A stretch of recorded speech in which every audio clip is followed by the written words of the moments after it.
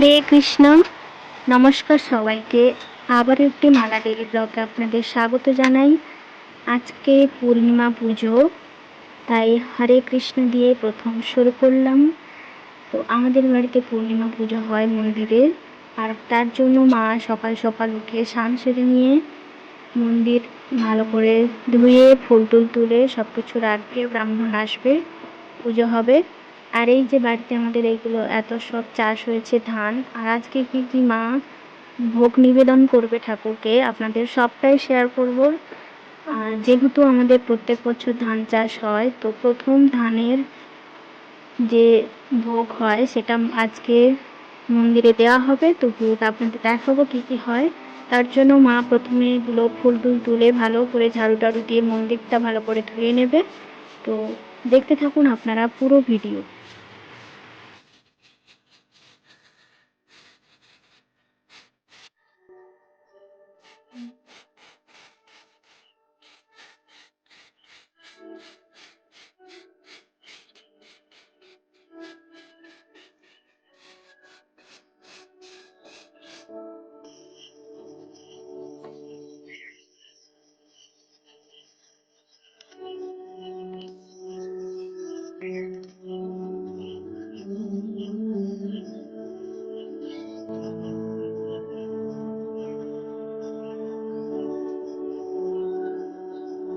মা যেহেতু একা হাতে সব কিছু করছিল, তার জন্য আমিও স্নান সেরে মাকে একটু হেল্প করছিলাম। মাই সব কিছু করবে, আমি জাস্ট টুকটাক একটু হেল্প করে দিচ্ছিলাম।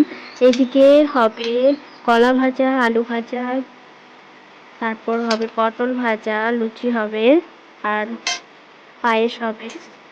তো পুরোটা আপনারা দেখতে থাকুন। আমাদের বাড়িতে যে ধান চাষ হয়, সেই ধান ফুটে যে চাল হয়, সেই চালের পায়েসই আজকে ঠাকুরকে দেয়া হবে।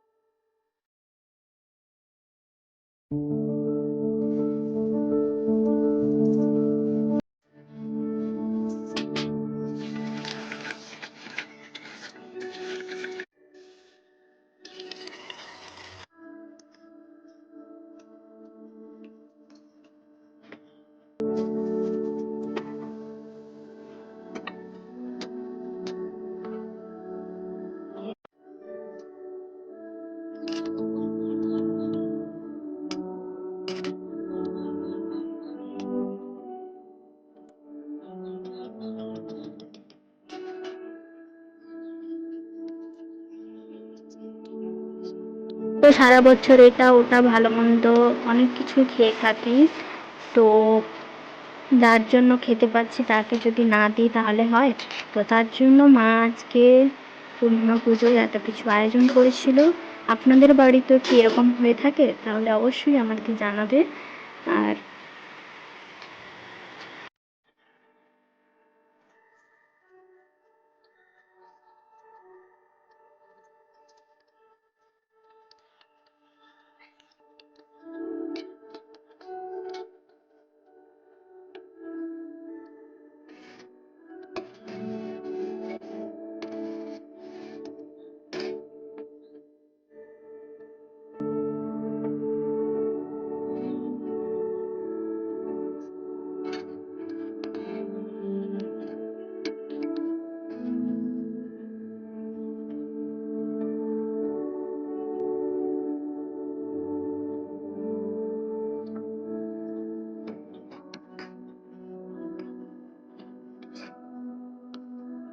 সব কিছু ভাজাভাজি কমপ্লিট। আমিও প্রসাদের জন্য ফলমূল কেটে নিয়েছিলাম, আর এখানে ভালো করে সব কিছু সাজিয়ে রেখেছিলাম।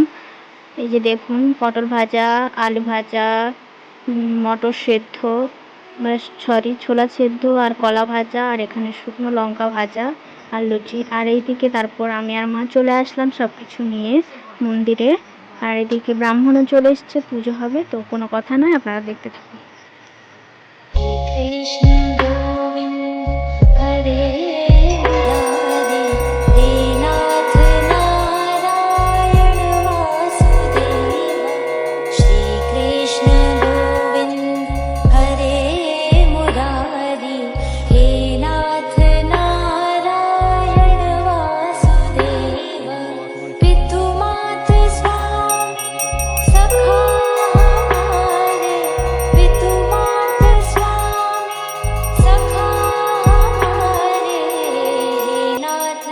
কমপ্লিট হয়ে গেছে। মা দিয়ে দিল প্রসাদ খাওয়ার জন্য, আমাকেও দিয়ে দিয়েছে প্রসাদ, তো আমিও খেয়েছি।